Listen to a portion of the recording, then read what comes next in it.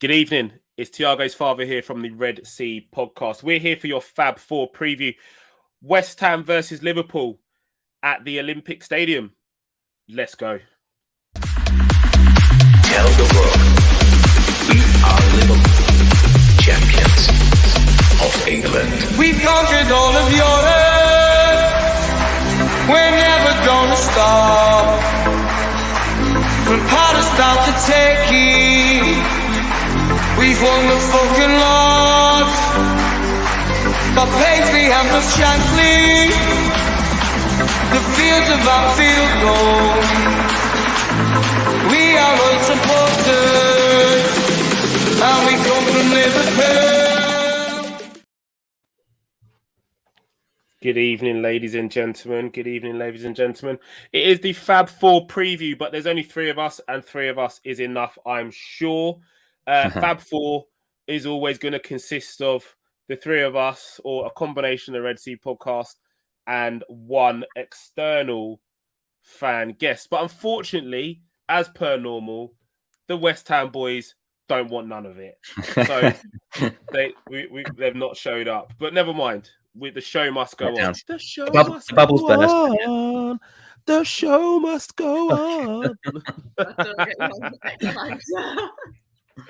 Don't quit the day job, Tiago's father. Don't quit the day job. But never mind. Guys, we've got official business. We have got official business. West Ham versus Liverpool at the Olympic Stadium, the London Stadium, whatever they want to call it. Yeah. West Ham look absolutely fantastic recently, I have to say. And I am a little bit nervous. But before we get into the meat and bones, let's talk about the recent head-to-heads. Yeah, so it's been a pretty happy hunting ground, actually. We've not actually lost a match in the league against West Ham since January of 2016. So good little run going. We have lost to them in a cup in that time. But going back to last season, obviously, West Ham, we played away in January. We had that horrible centre-back problem. You know, we just had no defenders at all. But we did have a good game. We had that black third kit on, and Mo Salah with a couple of screamers. One he cut in from the right, as he does, bends it in on his left, and that other goal that he scores, where it's almost like the Suarez Newcastle goal, isn't it? It comes all the way across. He takes that amazing first touch, kills the ball dead, and just chips it over the goalie just enough. Absolutely fantastic. And Wijnaldum rounding off a 3-1 victory that day. But other than that, there was the game, obviously, that season at home. We went 1-0 down early on in October. I think it was 4 hours. But we fought back, Salah and Jota with the goals as well. So 6 points out of 6 last season against them. And as I say, I haven't lost to them in quite a while. But yeah, I'm hoping that will continue, because West Ham are a very different proposition this season. They are indeed. And ultimately, it kind of brings us on to our first kind of topic. I mean, David Moyes, a manager which his name was in the mud after his time at Manchester United, after that brief spell at Real Sociedad as well, which is obviously one to be forgotten about. Probably arguably more renowned for his time at Preston North End, and then obviously over to our horrible rivals, the Blue Noses at Everton. And then it was all this chosen one business, weren't it? The chosen one, handpicked by Sir Alex Ferguson, the one, the successor, the heir to the throne, all of that bollocks. And it ended in misery, spectacularly bad. There was rumours coming out of Manchester United that David Moyes had Rio Ferdinand and Nemanja Vidic watching tapes of Jagielka. How insulting to a defender of the calibre of Rio Ferdinand, to be fair. But he seems to have kind of found his mojo back, because he went to West Ham for a brief spell and they weren't prepared to give him what he wanted. But ultimately, he kind of got the team playing well, didn't he?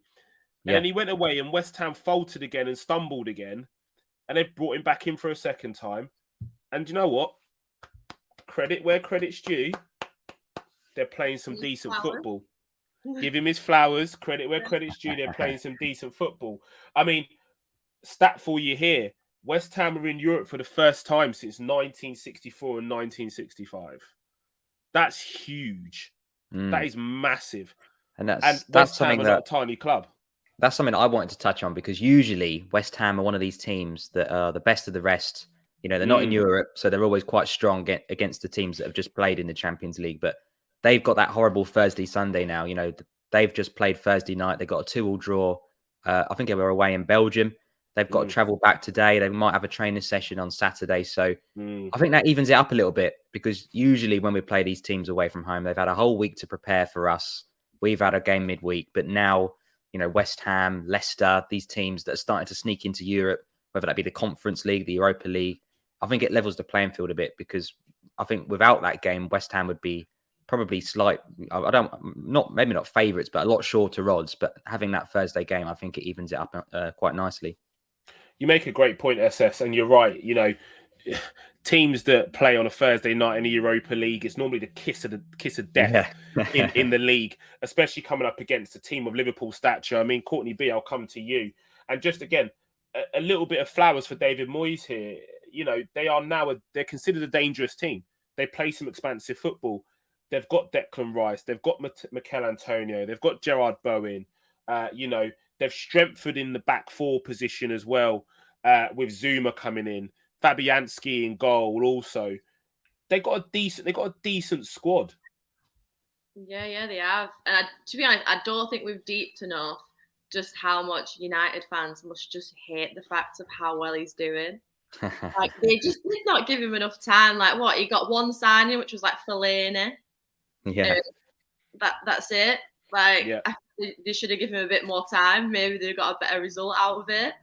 It's nice that he's doing so well at West Ham, because it's a bit of a fuck you to United fans. 100%, and we're here for that. Yeah, love that. All about that. Yeah, we promote those fuck yous to United fans. Yeah, it's one of them, isn't it? But no, I feel like he is doing really well. And I don't know if it's one of them where he's just started really strong and he's going to drop off towards the end of the season, or if he's going to be consistent with it throughout the season. It'd be exciting to see where they end up finishing. Because imagine West Ham in top four. Don't. To be fair, if you're a certain London club, Arsenal and Spurs, have London clubs available. You're looking at that thinking to yourself, like, what in the actual fuck? Let's be very clear, and we're going to get onto this a little bit later on in the show as well, but they're 2 points off us. They're in the top four. Yeah. And at the moment, you've got Arsenal in the mud, Spurs in the mud. Yeah.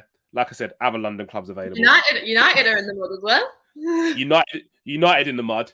And David Moyes is still in an absolute march on the rest of that kind of chasing pack. And it is getting tight in that segment there, in the quest for top four football. You know, anything can happen. And this is why I think this result, or this game for Liverpool, and more so as well, so equally as important for West Ham, is pivotal in their quest for European football for West Ham and our revenge tour. We want the league. Let's be very clear. We want the league. We don't want anything else. We're coming back for our title. Last year, we're out here to erase the horrible wounds and marks of last year. And at the moment, we are still unbeaten. But unbeaten counts for nothing unless at the end of the season, you're lifting the fucking trophy. It's as simple as that. Unless you've got that trophy in your locker room and Jordan Henderson is tucking it under his arm and walking up to the podium in front of fans this time and lifting that trophy, you can go the whole season fucking unbeaten. It doesn't mean anything. Yeah, I'd rather lose a couple games and actually win the league. Yeah, so a bit of a rant from me. I'm getting frustrated with Liverpool fans throwing up on their Twitter timelines. We're still the only team unbeaten in the league. It doesn't fucking matter. We're still points behind Chelsea. We dropped points. I'd rather be top with a loss, like you say. I'd rather be top with a loss. I'd rather be there with a loss. So let's be very clear. Stop the unbeaten bullshit. If we go to the end of the league and we go to the end of the season unbeaten and we win the trophy, yeah, fantastic. Unprecedented. But if it doesn't happen, I don't want to hear we went season unbeaten. There's no trophies for going season unbeaten. They don't do like a thank you for turning up and being unbeaten. Here you go. Here's a small version of what you could have won. It doesn't work like that. Anyway, TF89 rant over. Sure, there'll be right. more. Yeah. Look, I really, again, with West Ham, let's just discuss their danger, man, because we threw a few key players out there. Yeah. But Mikel Antonio, a player which is playing for the Jamaican national team now, switched his allegiance. from England to the Reggae Boys, from the Three Lions to the Reggae Boys. Correct decision, if you ask me, because unfortunately he wasn't going to get any game time with England. Let's be fair. But with the Reggae Boys, he's a starter. And then you've got Gerard Bowen and SS. Don't make that face which you made on Red Men TV, because Liverpool at one point during the summer transfer window were actually quite heavily linked with Gerard Bowen, and both SS and I happened to be on Red Men TV at the time when that link broke, and SS looked like he was sick in his mouth. Thank God that didn't happen. God Almighty. Well, I want to give you a chance to have a reprieve, because he's playing some serious football. You and I discussed earlier on about the potential of Sadio Mane and Mohamed Salah going to the African Cup of Nations. Yeah. Firmino is now out injured for 6 weeks. Yeah, at the least. Yeah. We're potentially going into a period where we're going to be relying on Divock Origi, Minamino, Jota, and Firmino if he gets back injured. Surely Gerard Bowen would have been a shrewd signing if we'd have been able to get it over the line at the right money, based on how he's performing in that West Ham side at the moment with the end product that he's producing. Nah, not for me. We've got a certain standard. And yeah, Gerard Bowen is a good player for West Ham. You know, you mentioned the danger men. I think the Souček and Rice midfield is a perfect combination for them. You know, they work really well together, and it releases Benrahma and Bowen to do the business up the other end. And, you know, they know what they get in Antonio. He wants a ball to feet. He's strong. He can turn. You know, he's powerful. So they've got a really good mix going forward, which is why they've had a lot of success. You know, they've not really got one superstar. They all kind of play quite well as a team. They've got good fullbacks. Like you say, they've added Zuma as well. I still think that, you know, there's players we could get at. You know, you look at maybe Cresswell and Ogbonna and Fabianski. I don't think they're particularly brilliant at the back, to be honest. I think Cresswell's quite good going forwards with the ball delivery. But I think if we get Mo Salah up against him, I think we could have a little bit of joy on that side. But yeah, we had a little chat, didn't we? Because the news broke today that Bobby has picked up that injury. He's going to be out for over a month. So you would think, you know, standard 6 weeks with a hamstring injury. So him and Kate will be going hand in hand in that recovery. But yeah, for me, it still hinges on that January AFCON. If we do lose Mane, we do lose Salah for 6 to 8 games, for me, that's the title gone, because I don't see FSG doing anything different to what they did last year. You know, we needed a centre-back of quality like a Konate on January the 1st, 2021, and it didn't happen. They did the cheap option. Ben Davies didn't kick a ball. Kabak ends up on loan at Norwich, shows his quality. And we just about managed to sneak through very, very luckily because of the really good performances from Phillips and Williams. And I think we're in a very similar position this January. If we don't sign someone of quality, not just to fill a gap for 6 to 8 games, we need to sign someone to join that front four to make it a front five of rotation. Because, you know, we've just seen last season, Jota got injured around the same kind of time and was out for 3 months. And we're back to the front three is the front three. No matter what the form, you can't bring one off without seriously weakening the team. And, you know, even if you do have the forfeit, the one that you rest tends to come on as a sub. You know, you look at Man City, they can give Sterling 90 minutes off. They can give Grealish 90 minutes off. We can't do that with all of our players fit, let alone with 3 or 2 of them, away from the squad. So no, Gerard Bowen for me, good player for West Ham. That's his limit. We need to go out and sign somebody good enough for rotation with the other 4, in my opinion. So I take all your points on board. And I'm just looking at his goal records at the moment. 10 appearances, 2 goals, 6 wins, 2 losses. That's a decent return. Last year, 38 games, 8 goals, 19 wins, 11 losses. Meaty return, but you'd say in a West Ham side that was struggling at that point, not too bad, yeah? You look at the season before, 13 appearances, 1 goal, 4 wins, 6 losses, yeah? So his trajectory is only going up. I look at some of the players which we've signed over the years. You look at Sadio Mane from Southampton. Wasn't exactly a world beater, but he was a player with huge potential. Andy Robertson from Hull. Again, not exactly a world beater at the time, but a player of huge potential. Liverpool have a way of going out, and especially in recent years, in unearthing these gems and making them formidable forces in the right system, with the right players around them, with the right coaching. We've got arguably one of the best managers that develop players in world football. We look at what he paid for Lewandowski when he was at Borussia Dortmund. Lewandowski is now one of the most deadliest predators in world football, and recently credits a lot of that to the tutelage and the expertise of Jurgen Klopp. So I'm just as worried as you. I share a lot of your sentiment in regards to what's going to happen in January with the AFCON, because we could potentially see a repeat of, previous January, where we should have signed someone and we didn't, should have, would have, could have, and all of that, so on and so forth. Courtney, I'm going to come to you, but I'm going to play devil's advocate here. I'm going to put my I'm going to put my John W. Henry hat on, and I'm going to be looking at that squad. Salah's gone to the AFCON. Mane's gone to the AFCON. And I look, and I'm thinking, Firmino's back fit.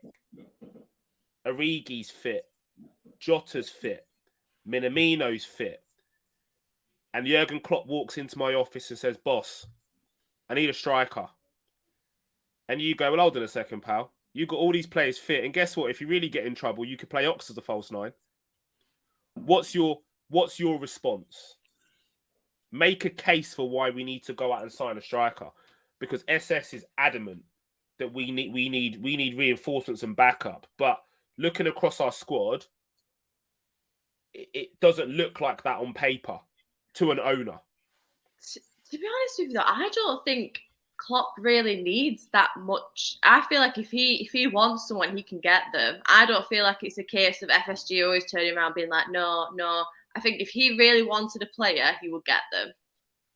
And I feel like he perseveres, and he knows who he wants. He knows who's going to fit the squad, what he can get out of a player. That's why whenever he brings players into the club, he makes them into superstars, because he already knows before he buys them exactly what he wants them to do, the role he wants them to play, how he thinks they're going to fit in the squad, and exactly what he needs from each individual player.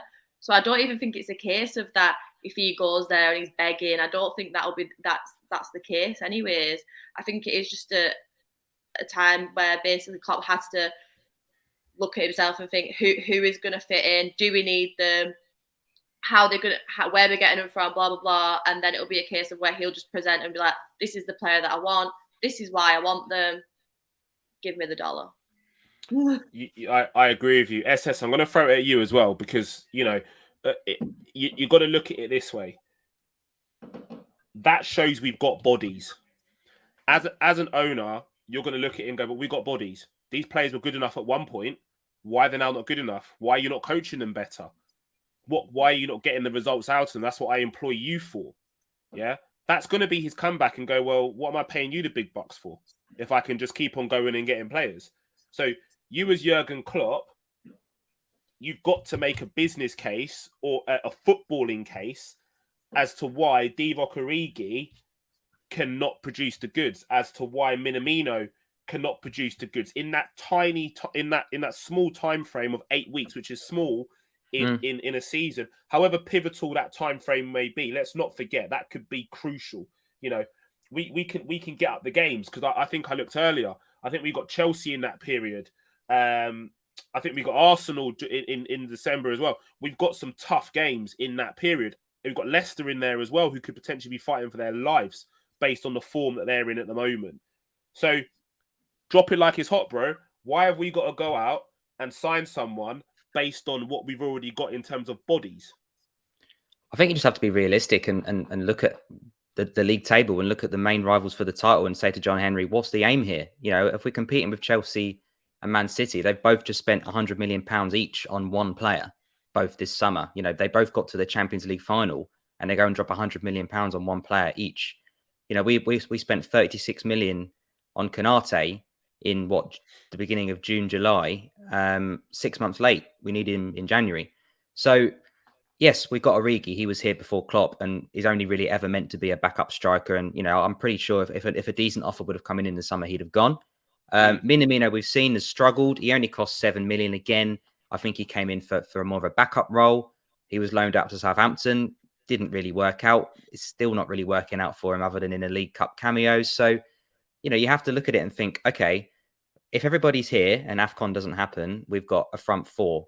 3 of them play from the start. We get 1 injury, we have 0 rotation. So right now, forget about the AFCON. Right now, we have no Firmino for 6 weeks. So if Jota, Mane or Salah get a knock, maybe they get out for 2 weeks, 3 weeks, 4 weeks of suspension, we're in trouble. We're trying to win a league title. Champions League is easier, in my opinion, because the games are more spread out. You can get up for the big night, but league is consistent, especially approaching the December period. It's sometimes 2 days, 3-day break between games. So, if Bobby's out until December, we're going to be having to play that front 3 pretty much 80, 90 minutes every week. They can rest in the Champions League and the Cup, but we need some quality now. And if you look at African Nations Cup, yes, we've got Bobby, he can play through the middle. Yes, we've got Jota, he can play through the middle. What kind of formation can we play with Mane and Salah not there? We need wingers. We've only got 2. They're both world class on their day. Salah, obviously, a little bit more recently in terms of last season, but both of them have started this season amazingly well. But, from January the 1st to February the 20th, that could be the difference. If we drop 7-8 points in that time and City and Chelsea drop 2, we're already 3 points behind Chelsea. We've got West Ham tomorrow. They've got Burnley. We could be 5 points behind them at the end of this weekend. So what is the aim? We don't have to go and spend £100 million, but there's better players than Jared Bowen and there's better value for a better player. If you buy from a direct rival, especially the way West Ham are going, there was a good comment there. They're going to want, especially in January, they're going to want 75 million for a bang average player. Jared Bowen is English. I don't think he's ever been called up to the England squad, and that's not particularly difficult. Even Jadon Sancho gets in now and again. So we need to go and get someone serious, not just for January as a short-term stop like we did last year, but as I said, we need another world-class player, or like Courtney said, someone with the potential to be turned into a world-class player to fill the gap now and going forwards. Bobby's not getting any younger. Mane's not getting any younger. We brought Jota in at 24. We need to go and get someone else of a similar age, in my opinion, because I think ultimately that's where Liverpool come up short against Chelsea and Man City. It's purely the depth in the squad depth. The quality is not really there. When we have 1 or 2 injuries, Minamino and Origi are not going to win you a league title. You make some very, very good points, and I totally take on board everything you said. And I totally understand, and you have got a very, very good point. The difficulty is, and Klopp spoke of this before, is keeping squad harmony, keeping players happy. Yeah. We've not got the riches that Manchester City have got. We've not got the riches that Chelsea have got. We've seen with Chelsea what they even pay their youth players. Some of their youth players are earning what our squad's earning, our main squad is earning. It's ridiculous. Manchester City are playing players £300,000 a week, £350,000 a week, and some of these boys aren't even starters. Yeah, we've just got a very holistic, purist view of the game and how we do things in terms of the structure at our club. But one player just to throw into the mix is not getting game time at a direct rival. A player we know well, a player that heading into a World Cup year is going to want consistent game time. A player which was a standout performer for England in the Euros, fits the age profile, fits what we're looking for in terms of an inside forward or a winger. Courtney, Raheem Sterling, 26 years old, yeah, a Liverpool player previously. In interviews, he's always turned around and said that Liverpool have a place in his heart. There was reference recently to say from his previous agent, had they have known that Brendan Rodgers would have had the axe in the October after Raheem left in that summer, potentially Raheem Sterling never would have left Liverpool. Is he potentially a target for a loan move in the January with an obligation to buy him in the summer? So funny you should bring that up, because literally me and my friend was chatting about Sterling the other day, and I would take him. I think his daughter's a big Liverpool fan as well, isn't she? She gives him a bit of stick. But no, I would take him. I could see him back in the team. I feel like he wouldn't be obviously if we had all our squad, he wouldn't be a starter. Why But not? Why not? He's I feel like 26. He's I feel like 26. he's got some. Mane's 30. Yeah, he's He's got 26. groveling. He's got groveling to do. He ain't coming in and starting. Say that he's going to make his way up. Mate, he's 26. Mane is 30. Yeah. Oh yeah, he's 29 at the minute. He's turning 30 very, very soon. Yeah. He's nearly 30, bro. Yeah. Not too late for. Listen, he's more 30 than he's 29, son. Yeah. He's 29 until he's 30. He's gonna be 30 soon. Raheem's 26. Raheem turns 27 on the 8th of December. Yeah. So there's 3 years potential, or more potential there. There's also the know-how to win. Raheem Sterling's won Premier League titles now. Yeah. He's won cups. He's won FA Cups, League Cups. He's won pretty much everything on the domestic CV at his current club. The only thing he's missing from his CV currently is old big ears. Yeah. And he ain't going to get that at Manchester City because the club's got no fucking minerals. Yeah. He's going to want that. Now, there was talk of him potentially looking at moving abroad. But if Liverpool came in and said, do you know what, Raheem? Yeah. Here's a rescue package. Switch the blue for the red. Come home where you belong. Yeah. Are you signing him? SS. No. I'm not. No, we don't go back. You know, look at, we were linked with Coutinho for 3 summers or whatever, 3 windows. Sterling's on 300 grand, 350 grand a week at Manchester City. We're not paying someone that amount of money that's not going to start. And I agree with Courtney. Mane and Salah would be ahead of him. You know, we have Bobby or Jota that can play through the middle. There's like the comments there. There's better, younger, cheaper players out there. There's better options. And Sterling for me is one of them players that would probably stay at Man City quite happily, because Southgate seems to love him anyway. It doesn't seem to bother him if he doesn't play for his club. You know, he picks his England team based on how they do for England. You know, we've seen that with the World Cup, with the Euros. Some of the inclusions have just been he did well for England. So, you know, I keep playing him, but it doesn't matter if he doesn't play for his club. So I don't think he wants to leave. I think he's quite happy being rotated by Pep Guardiola, picking up, you know, the odd Premier League and Carabao Cup. And I think he's got too much of an ego to return to Liverpool. I don't think he would do it. I think he would see that as a backward step, not in terms of quality, but in his career, just, you know, on the rewind. And Liverpool are not going to sign someone and pay them 300k a week from day one. That's not what we do. You know, we're arming and ahhing about giving Mo Salah that, and he's been at the club for 5 seasons and scored consistently. Sterling is not as good as he was, and he's not as good as Salah. He's okay. You know, he's in and around Mane's quality, I'd say, if he was given a consistent run of games. We've seen him a couple of seasons ago at Man City scoring 20 odd goals, but, you know, Grealish has joined, and, you know, they've got Mahrez, and there's a lot of players vying for those same positions. So no, I think Bowen is at one end of the scale, Sterling is at the other. I think we need to find a happy medium. I won't pay that amount of money for Sterling, but No. I feel like quality-wise, I feel like Klopp could get quite a lot out of him. Yeah, I agree. I think, again, I totally agree with everything you said there. I wouldn't pay that level of money for Raheem Sterling. I wouldn't pay that level of money for anybody unless it's Mohamed Salah, personally. But my key thing is, and I referenced something that you said before, SS, we're in the here and now. We could go out and get a young player to develop over seasons that are going to take that spot later and down the line. But we're in the here and now. Klopp's here till 2024 at this present moment. Yeah. Last year was a missed opportunity. Yeah, in terms of the league title. Okay. I honestly believe, and this is my honest belief. Yeah. Put the injuries to one side. Even if we had those injuries and had we gone into the market and the correct player been available at that particular time to compensate for those injuries that we had in a centre-back position, we would have won the league title last year.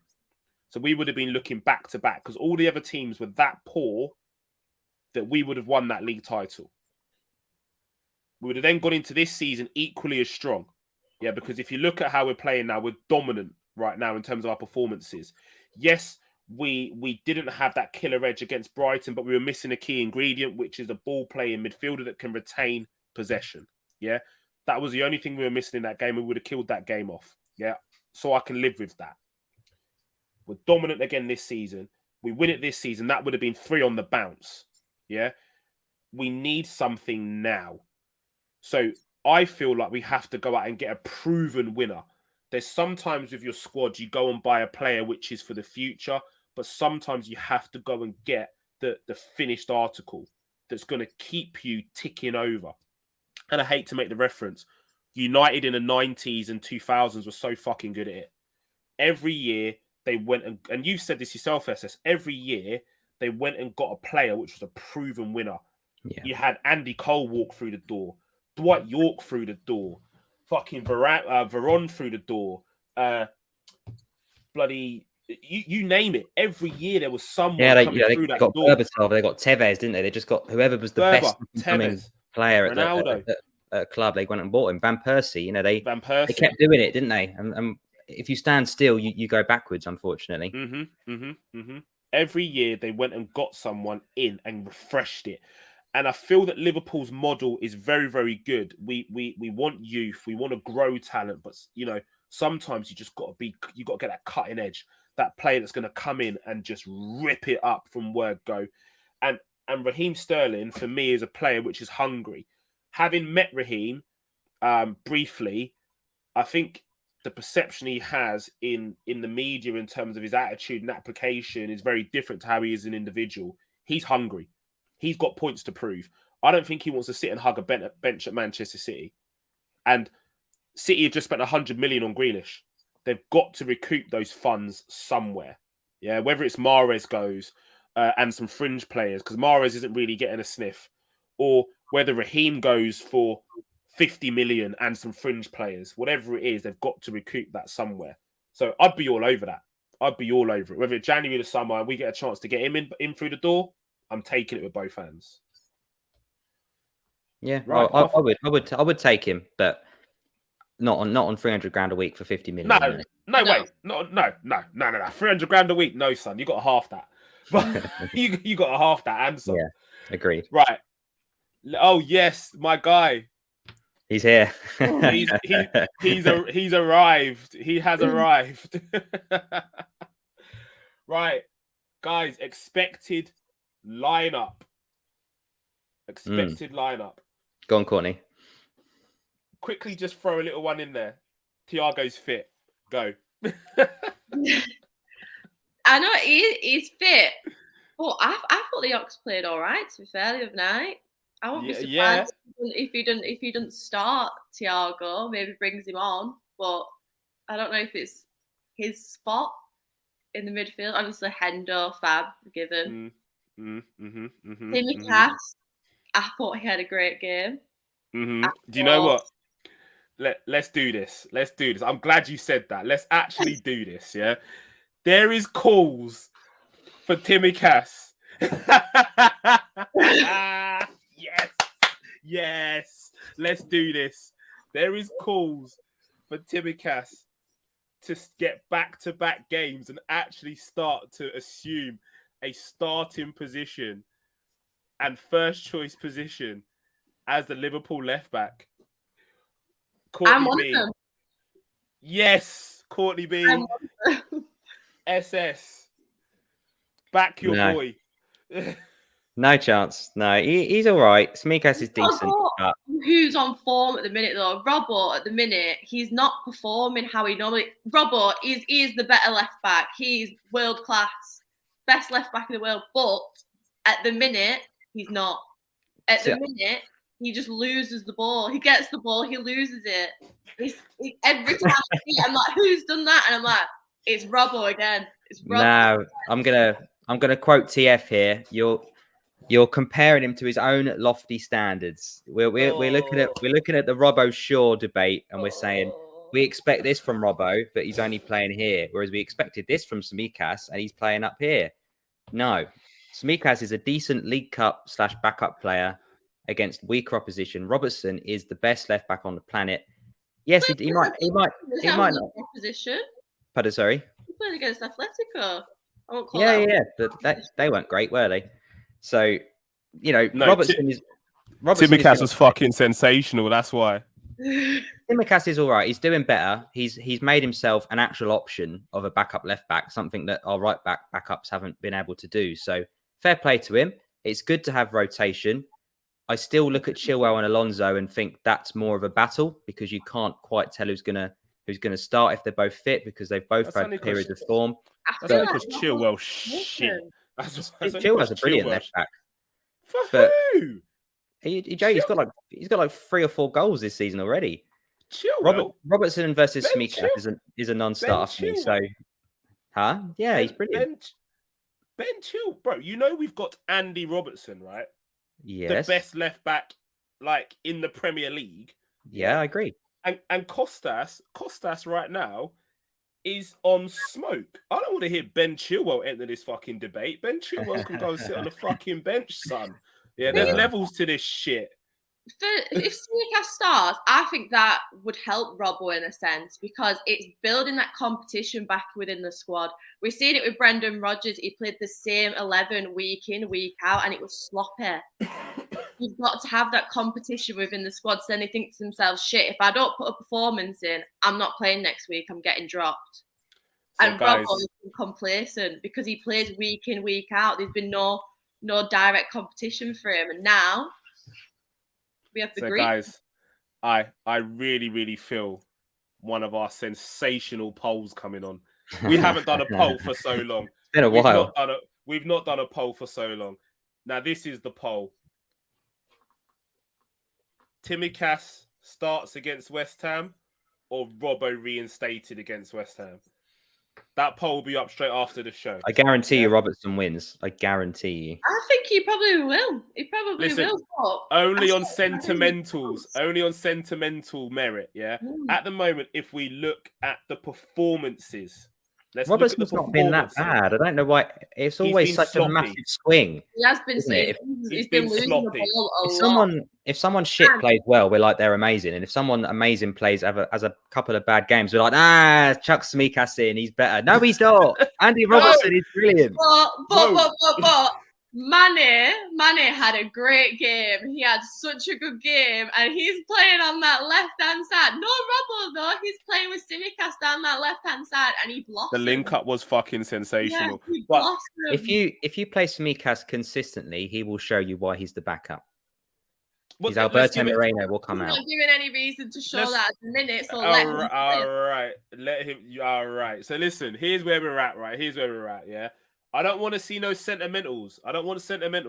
Yeah. I want everyone to talk about current form. Yeah. On current form. Yeah. For me, Tsimikas deserves to start this game against West Ham. I'm not saying that he needs to be the consistent left back. He has to play every game. I want to see him get another game in that shirt against West Ham, an opposition which we should be able to break down with Tsimikas' qualities. Yeah. You got to think the fixtures are going to start coming thick and fast. Yeah, we're going to need Robbo. We're going to need Robbo in those big boy games. I think Robbo's been sloppy of late, but I think that's tiredness. He's played a lot of games. He was rushed back from that injury as well. Yeah, he's played a lot of games. So let Tsimikas do what he's there to do as the backup, and be that wingman for your boy. Look after your man. Play your role. When Robbo's fit and healthy again, you throw Robbo back in and say, look, dangle the carrot. Tsimikas is playing some sensational football. Yeah. You need to come in now and show us why you deserve your shirt back. Do you see what I'm saying? Sustained competition. It's a beautiful thing. On to the Ox. Now another. I think personally, the other night, the Ox was absolutely sensational. This dynamism that Klopp talks of was actually on display in that game against Atletico. It was giving me pure Roma 2018 vibes. Yeah, He was getting forward with the ball. He was shooting. He was linking things up. He was just all over the place. Yeah. And that's what Ox does. It looks a bit unorthodox. Excuse the pun. Unorthodox. Yeah, Very it looks good. a little bit unorthodox, but it's effective, and it was effective against Atletico. And I feel that is effective against certain teams. But I don't think he is what we need against West Ham. We need someone who is going to wrestle the ball from Rice and Souček and keep hold of the ball. And for me, that's Thiago. I'll let any one of you advance. It's an interesting one.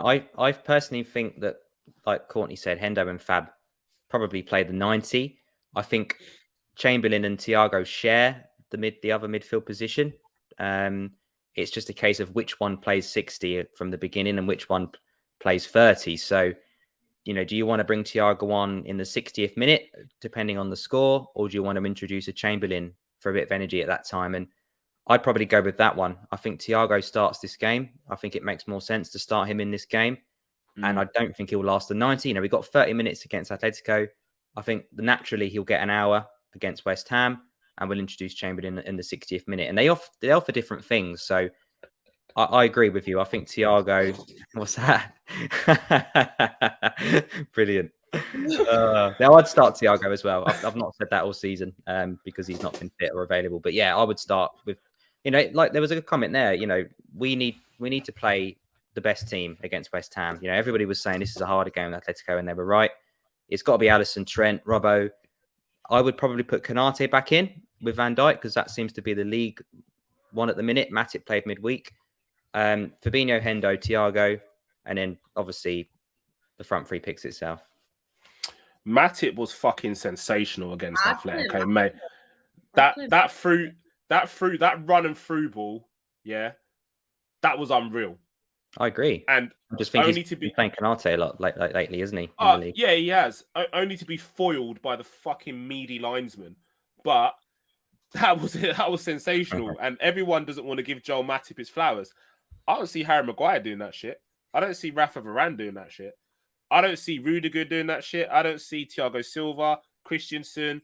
I don't see Ruben Diaz, Aki, Laporte, any of the other potential top centre-backs in this Premier League. I don't see none of them running through and ripping into teams and trying to get assists. Joel Matip needs his flowers. I'd play Matip. I just think Konate will. I think Konate probably gets a nod also, just because West Ham are going to try and be aggressive. Yeah, they're going to try and be aggressive. They're going to try and put Verge under pressure. They're going to try and put Matip under pressure if he plays. So Konate could probably be a good option in terms of the strength, yeah, the robustness of his game. Yeah, that's where I think Konate probably comes in because he's an absolute beast. Yeah. He's huge. He's big. He's bigger than Virgil, man. Yeah, massive. Against Antonio as well. It's going to be Konate, and you're like, shit, like he is massive. Mate, did you see how he manhandled Fred? Like, he's like, dude, just stop it now. Yeah, like yeah, what just yeah, and it was one hand. He manhandled Fred. Yeah, like come on, bro, that's ridiculous. And he's only what 22, like 22. Yeah, madness. And he's going to get bigger. Can you imagine him in the gym? Like, oh god. It's ridiculous. Anyway, it's quite good with Antonio up front as well. I reckon he could probably handle him because Antonio's a strong guy.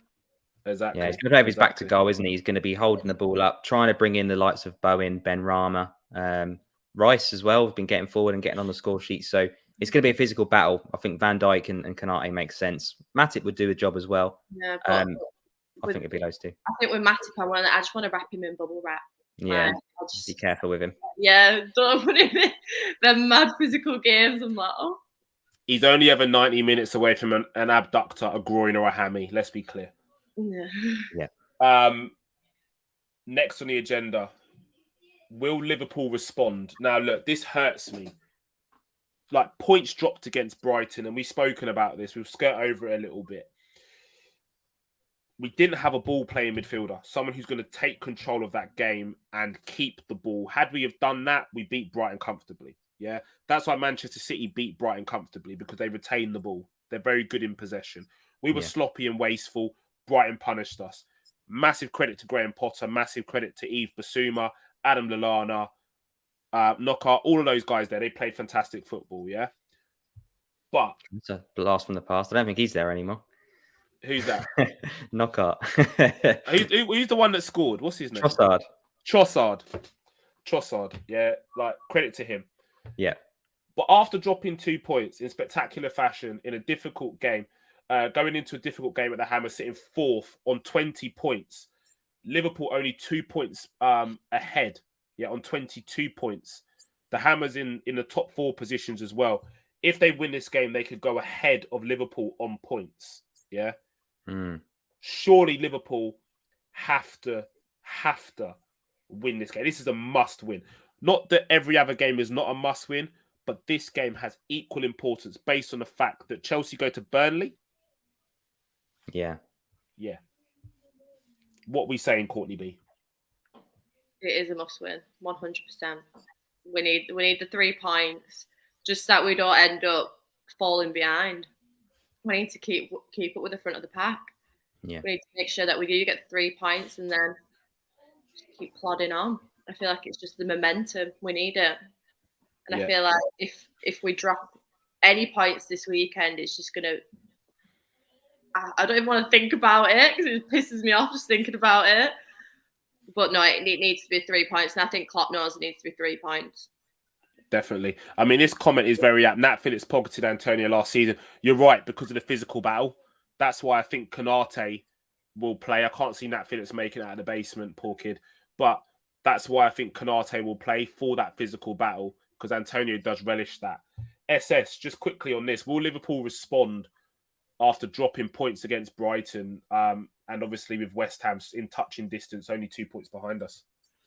I think we have to, don't we? It's one of them 6 pointers, isn't it? You know, we're playing a direct rival at the moment. Let's be fair. If they can go above us after 90 minutes, they're currently a direct rival. So yeah, Chelsea are going to win the game at the weekend. City go to Old Trafford. God knows what Man United are going to turn up in that one. So there's a potential, like Courtney said, to fall further behind this weekend, because arguably we've got the most difficult fixture of the top 3 this weekend. So again, I go back to that Thursday night Europa League, and I'm having a look, and Cresswell played 90 minutes. He's going to be up against Mo Salah. Declan Rice played 90 minutes. You know, we've got Fabinho and Henderson and possibly Thiago in there as well. Ben Rama played 90 minutes. So there's 3 pretty key players that are all going to start, that have all played away from home on a Thursday night. So and travelled some heavy legs. Yeah, I mean, it was only Belgium, so it wasn't as bad as it was, but it's not London, is it? It's not playing in your own country. So yeah, I think it's going to be very, very tight. I'll save my score prediction for in a minute, but I think we're going to be, realistically, we're going to be expected to win this game. Still, West Ham are playing well, but 11 for 11, we're still far superior. It's just about the tactics, getting the tactics right. Does he go Thiago? Does he go Ox? And we mentioned David Moyes, and he's had some fantastic results. He came into West Ham basically to save them, to keep them up, and he did so. They brought in Pellegrini because they wanted to be a bit more sexy, play a different kind of style of football, and it was awful. It was absolutely terrible. Yeah, and they brought Moyes back in again, and again he started from the bottom. He worked them way up. He's brought in different players. He had Lingard for a little while, and that went really well. And he didn't manage to get him, but he's reinvigorated the likes of Fornals and Lanzini. Declan Rice has improved massively under him as well. Ben Rama, from Brentford, the first season was poor. This season looks on fire. And Mikel Antonio's gone from a right back to a striker. So they've got quality. They're a very dangerous opponent. We're probably playing them at the wrong time of the season, because usually you'd expect West Ham to fall off. We talk about depth in squad depth. West Ham's don't have any. Let's be fair, really. They've got a decent 11. They've got 4 or 5 that would that are really good. But after that, they're pretty poor. So we're playing them just before the international break. Mostly going to be fairly full strength. It's just there's hopefully going to be a few more heavier legs than we've got. But yeah, like we say, if we don't win this weekend, we could find ourselves with a 5-point gap you know, coming back after the international break, which is even at this early stage not what you want. Not up against a Chelsea with the level of squad depth that they've got as well. Obviously, Lukaku out, but it hasn't really made a difference to them. Personally, I think they're better without Lukaku. To be fair, but you know, we'll save that for another pod. Guys, before we get into score predictions, this is when I like to play Where Were You and what was you doing at this particular time. A bit of nostalgia for you guys here. And if you're not already, please make sure you're liking and subscribing to the Red Sea podcast. We will obviously try and get 600 followers as quickly as possible, and you could be part of that as well. Thank you for supporting us in the comments also. Make sure you are liking and subscribing and giving us a follow. Oh, and we've also dropped a TikTok as well. Keep your eyes peeled for that because our very own Courtney B not dropped it yet.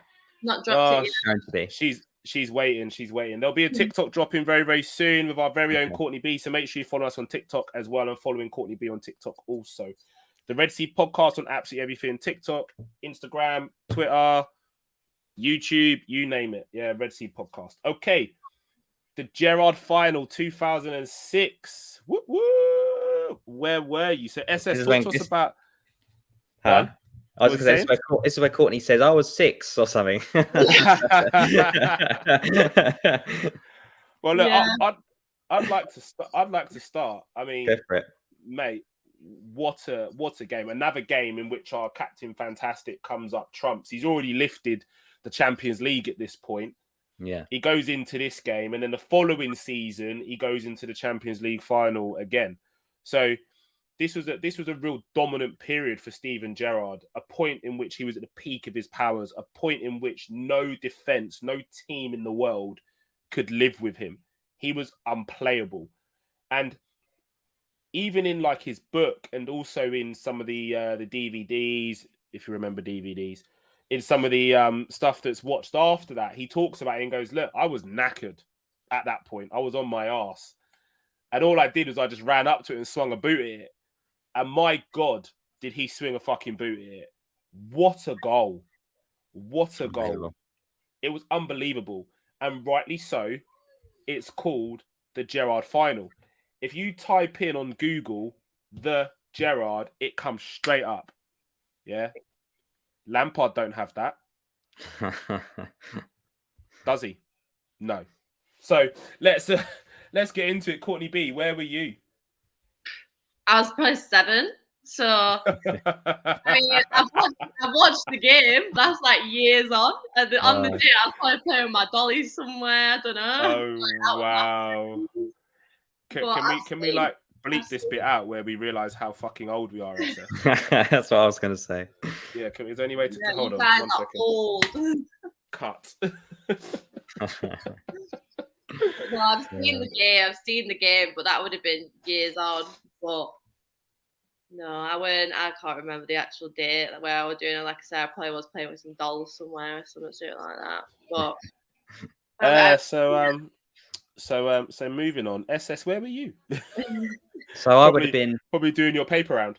Yeah, probably. To be fair. I was 15, so it was that kind of time where I'd been a Liverpool fan for about 8-9 years, and we'd never really done anything. 2001 as the exception, but other than that, we'd been pretty crap for a while. So 2005 was unexpected and sensational, and this was kind of similar. I know it wasn't exactly the same, but a very similar kind of game. 3-3 full time, 2-0 down after 28 minutes. Got it back to 2-2, and still went behind with a Konchesky cross lob, which went over Pepe Reina, and obviously, like you say, Gerrard, 91st minute from about 35-40 yards, absolutely twats the ball as hard as you're going to see right into that bottom corner. Shaka Hislop, bless him, absolutely nowhere near it. No chance. Saves us, into extra time, into penalties again. You think, how on earth have we got 2 summer finals back to back, 3-3 and go into penalties? But this time, we're the favourites, and West Ham are the underdogs. But yeah, Gerrard even scores his pen in the shootout. Risa gets one as well to make up for Istanbul, and Hamann does what Hamann does, being the German, the Kaiser, gets us off to a great start. And I think West Ham missed 3 out of 4. So yeah, it was really good memories. To tick off the Champions League, in your lifetime as a Liverpool fan, and then follow it up with the FA Cup was fantastic. And yeah, it was only really the league that was missing, wasn't it, until recently? But yeah, up until this Liverpool team, that's as good as it got, really. 05 and 06. You know, we came close in 07, 08, 09 for the league, 14, but never got over the line. So yeah, up until Jurgen Klopp, that was up there with my best memories ever, really. Yeah, I agree with you, and I second everything you just said there. It was kind of like as a youngster, like back-to-back finals. You like you said, 2005 final, 2006 final, Champions League, 07-08 final. You know, we were doing so. We were riding that wave at that point. You know, the kind of Rafa Benitez effect had really kicked in, where Liverpool were resilient. We played some fantastic football. Arguably, in the year where we finished second to Manchester United, we had probably the second best Liverpool team I've ever seen in that season. You know, we had the likes of Jamie Carragher, who was probably one of the best defenders in the Premier League at that point. You know, Aurelio at fullback, Arbeloa on the other wing as well. Hupia partnering Carragher, Reina in goal. In the midfield, Mascherano, Alonso, Gerrard, you know, Torres up front. Mate, that team was fucking unbelievable. Just missing a couple of wingers, weren't we? You put Mane and Salah in there, we win everything. Oh, 100%. We had Alberto Riera, who looked like he was always on drugs. But ultimately, you're right. We were a couple of wingers short, and then we went and tried to get Robbie Keane to kind of solve that winger issue, and he wasn't a winger. But it just kind of personifies how close Liverpool have just always been. We've always been just close to it. Never really got there. Sometimes close enough to put one hand on the trophy and then for it to be ripped away from us by Manchester United or by Manchester City, and normally by our own doing, our own downfall. Yeah. But not on Klopp's watch. The Premier League, the Champions League, back-to-back finals. And again, we hope that we're going to go close, or if not, win it again this season. I think we'll look back at this time in 10 years and think, wow, that was a special time. You know, look what we won. Prem, Champions League, World Cup, Super Cup. Hopefully, we're not going to be looking back having not won anything since, but I think this is a very special team. So, yeah, hopefully we carry on this weekend. I mean, yeah, we got to get into doubles, man. It's got to be doubles. We got to be winning Prem and Cup doubles, Prem and Champions League. That's what's going to solidify it for me. But that's another pod, I'm sure. Score predictions. Courtney, go first. Well, let's go first. I don't mind if you want me to go first. I'm gonna go. I'm back in the dub. I'm back in the win. And I'm gonna say 3-1 Liverpool. Nice. Okay. Same as last season. Okay. SS, talk to me, bro. Yeah, pretty much the same. I'm going to go 2-1. I think it's going to be tight. I don't think we're going to get more than we need to. I think we're going to be very careful because they're very dangerous. So I think if we get the lead, we protect the lead, and West Ham will be pushing for the equaliser. If we can sneak a third on the counter, brilliant. But I think it's going to be nip and tuck. I think both teams are going to score. But yeah, I think we'll edge it 2-1. Salah against Cresswell. You heard it here first. He's gonna put him on his arse or cut inside and put one in the net. I think Antonio maybe gets the goal for them. But yeah, I think Salah makes a difference. Maybe a goal and an assist, something like that. But yeah, I think we're going to sneak it when we need to. I think if we anything other than a win now, we had a great result at Old Trafford. Again, we seem to be struggling at Anfield a little bit. Difficult result with Brighton, which was disappointing. Kind of undid all the good work. But yeah, we need to bounce back. And PK in our chat said perfectly. A draw against West Ham after a win against Brighton would have been all right. Not the end of the world, decent. But now we've dropped 2 points that we expect to get. We need to go and get them back now. And even if we do, we might only, we might still be 3 points off the top. So, we have to keep winning. We had this before when we were a point behind Man City, and we just expected them to win every week. So we had to keep winning, even though we knew all it is doing is staying a point behind, and we're just waiting for that slip up. And that's what we're going to need to do this season. Just keep winning. You know, the unbeaten streak is great, but we need to go on a winning streak now. We need to go from now to, December, January time before we lose Mo and Mane. Let's go and get 6, 7, 8 wins in a row. So that's what we need to do. Steady, Courtney. You're lifting it up a bit too much. Don't want to flash on camera. No, you don't want to set the whole timeline into fucking meltdown. Ryan Mental's in here. So yeah, like score prediction for this game.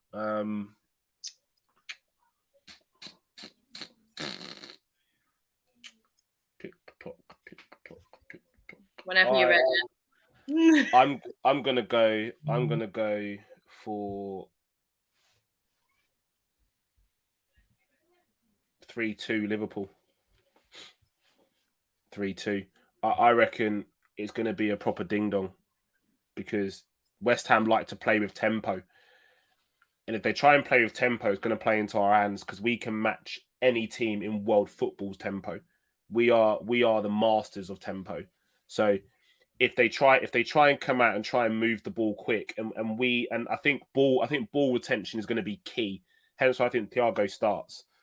Because ball retention is going to be key. If we have more ball than them, we will win. But I don't think we're going to stop them from scoring these scrappy goals where they throw Surchek into the box, which is their new fucking Fellaini. I don't think we're going to stop them scoring these scrappy goals. But I think we outscore them. So I go 3-2. They've had some good results, haven't they? They're not Man United out the cup. They knocked City out the cup. Good result against West. They beat Spurs. They beat Villa. They've beat Everton recently. They're going to be a tough game. It's going to be tough. It is going to be tough. And equally, whilst I say 3-2, if we're not on our A game, it could be an L. If we're not on our A game, it could be quite easy turn into an L because West Ham at the moment take no fucking prisoners. Their tails are up. They're adding more seats to their stadium. They're on the up. They want to be a dominant force in that kind of positions from 8th to 4th. That's where they view themselves. They want to be in there and constantly be in there. They don't want to drop from this now and only build. So they're going to be out to try and take a scalp. And I think that if we're resilient and we play the way we can play, no nonsense, no complacency, we get the W. Anything less than that, big problems. But guys, that's been your Fab 4 with the 3 of us because West Ham supporters ain't shit. That's been your Fab 4 show with the 3 of us. Myself, Thiago's father. My co-host, Courtney B. My co-host, Southern Scouser. Hold on, what are we saying here? What you keep throwing this up, Ryan Mental. What if Thiago plays and it's an L, James? Don't worry about me, bro. My son always delivers. This is another one as well. Bone will want to impress. I agree. I think he will as well. Big shout out to you as well, Joe Marwood. Also, big shout out to you. Where are we here? What's this one here? Last couple comments. We have to try and concentrate. Yeah, I agree with you. No slipping up. But guys, we're just going to close. As I said, I've been Thiago's father, your host. My co-host, Courtney B. and Southern Scout. So what have we got coming up for the rest of the week real quick? What we got? We're on Day Trippers on Sunday, reacting to the game. Obviously, it's international break, so I'm hoping we can get a couple of tier lists out of the way. We've got Strikers Part 3 and a Managers one to do. So hopefully we'll get at least one of them in, if not both, at some point. And then that's pretty much it until we return after the break. Yep. So, guys, make sure you're keeping your eyes peeled on the Red Sea podcast. Make sure you are liking and subscribing if you are not already. We are obviously on the way to 600 followers. That is the goal. Currently, we've reached the 500 mark, but we'd like for you to be involved in getting us to 600. We're about to wrap up. So, guys, thank you for jumping on with us in your Fab 4 preview. Just run those last couple of comments there as well. What's that one? Ultra Freestyle Swordman. Great stream. Thank you, my mate. Thank you. Yeah. Johnny, we'll see you on Day Trippers. We're over and we're out.